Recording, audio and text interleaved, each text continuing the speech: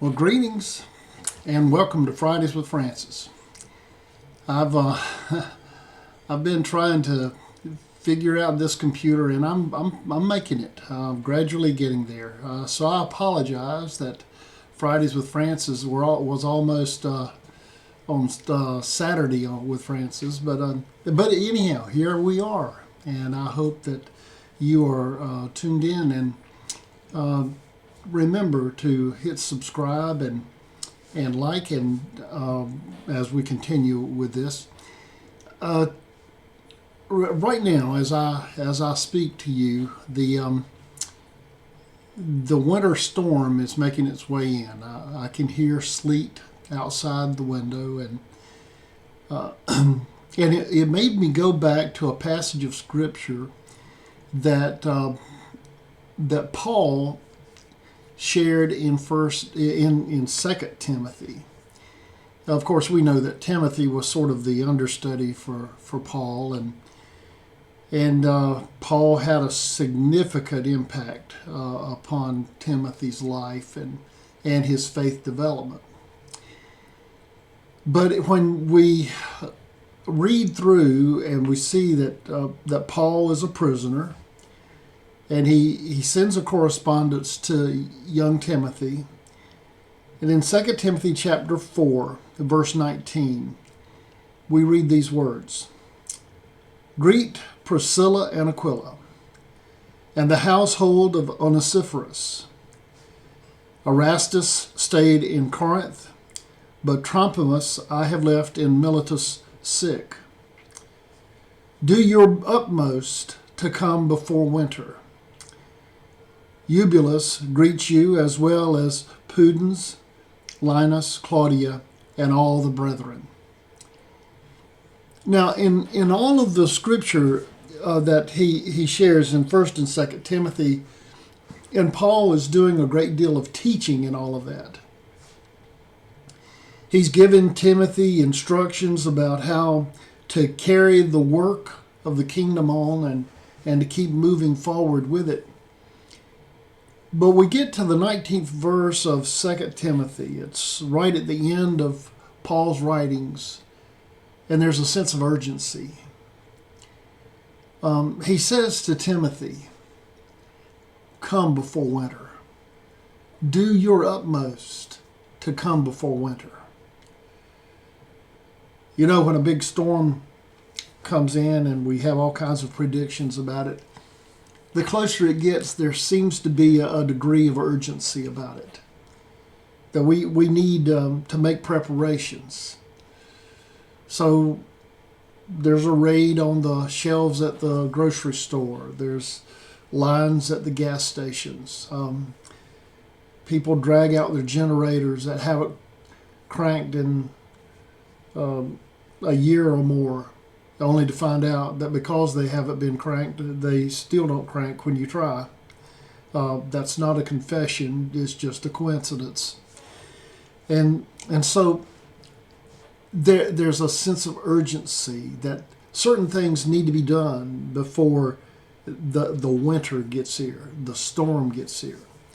But for Paul, it was a much more, shall we say, severe urgency.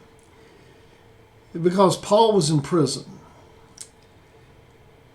And if Timothy didn't get to Paul before winter, the strong likelihood was there that he would never see Timothy again. Because Timothy wouldn't be able to make the trip until the spring. Because once the winter came, all the sailing was shut down until the weather got better. So there was this desire on Paul's part to see Timothy, to embrace Timothy, to talk with Timothy one more time before he would be taken from him. That's a pretty significant emotion that we've all sensed from time to time, no doubt. But why was he so urgent? Why was there such a sense of urgency for him as it related to Timothy arriving. It wasn't just because he was missing his coat. That was a little sidebar, I guess. It was more along the lines that he wanted to be certain that Timothy was prepared to take the message even further into the world. There were some things that he wanted to make sure that Timothy understood. It's in line with the teachings that we find throughout 1st and 2nd Timothy. It would be tantamount to me saying to a family member or a friend of mine and that I'm getting a lot older. I'm not feeling as well as I once did. And I need you to make an effort to come, because there's some things I've got to share with you. There's some things that I need to make sure you understand, so that when I'm not here to tell you about it anymore, you'll know what to do. I'm wondering today, as I look at this text and think about the words of Paul, what are the things that we sense a sense of urgency about? What are the things that we have put off or postponed, or things that we know we need to arrange, things we know we need to say, things we know we need to express?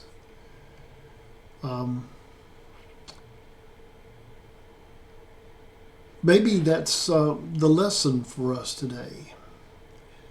As we hear the sleet, maybe a little snow, certainly some freezing rain outside our windows over the course of the next day or so. Maybe it could be the melody by which we visit the urgencies that are in our lives. There's an old parable that comes from rabbinical literature where the rabbi is teaching his disciples. And one of the disciples says to the rabbi, "Rabbi, when should a man make his peace with God?" And the rabbi turns to the disciple without hesitation and says, 5 minutes before he dies. You can just see in your mind the disciples nodding at the profound teaching of the rabbi. But then the disciple turns back to the rabbi and said, but Rabbi, we don't know when we're going to die. And the rabbi says, precisely. So do it now. Well, my hope is for us in this time when winter has already come, that we might think about the urgent matters we need to deal with in our relationship with God. It's not the thing to be put off. It's not the kind of thing we can predict. And it's not the kind of thing we can schedule. It's the kind of thing we must do now. Well, I again thank you for being here this evening and look forward to our visit again next week. And until then, go with God and go in peace.